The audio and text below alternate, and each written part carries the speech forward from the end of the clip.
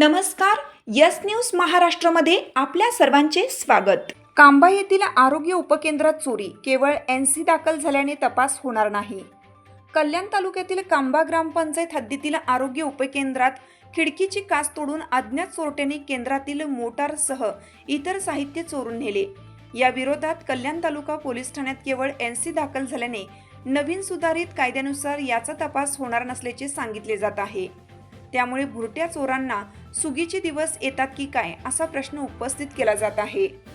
वाढत्या लोकसंख्येच्या प्रमाणात म्हारळ, वरप, कांबा या परिसरात प्राथमिक आरोग्य केंद्र असावे असे अपेक्षित आहे. परंतु या ठिकाणी जागेचा भाव गगनाला भिडला असल्याने कांबा येथे तत्कालीन वैद्यकीय अधिकारी डॉक्टर पूनम जयकर यांनी कंटेनरमध्ये आरोग्य उपकेंद्र सुरू केलं होतं. आरोग्य सेविका राजश्री साबळे, हर्षदा कातकरी, आरोग्य सेवक कैलास तालिकोते हे विविध आरोग्य मोहीम योग्य रीतीने राबवत होते. या उपकेंद्रास कांबा ग्रामपंचायतीने पाणी मोटार, वीज पुरवठा दिला होता.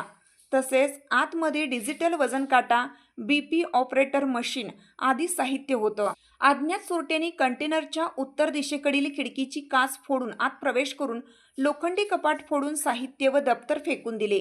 तसेच पाणी मोटार व डिजिटल वजन काटा, BP ऑपरेटर मशीन व इतर साहित्य चोरून नेलं. या विरोधात कल्याण तालुका पोलीस ठाण्यात तक्रार दाखल केली आहे.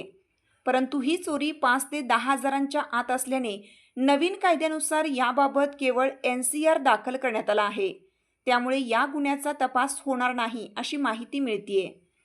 दरम्यान सध्या कल्याण पंचायत समितीच्या आरोग्य विभागात मनमानी कारभार सुरू असून प्राथमिक आरोग्य केंद्राच्या पेशंटसाठी असलेल्या रुग्णवाहिका स्वतःसाठी वापरणे, मुख्यालयी न राहणे यासह विविध प्रश्नी आपण तक्रार करणार असल्याचे सामाजिक कार्यकर्ते गोरखनाथ बांधणे यांनी सांगितलं आहे. यस न्यूज महाराष्ट्रासाठी संजय कांबळे, सहसंपादक. चोरी झाल्याबद्दल आम्हाला तोंडी सूचना कळवलं होतं.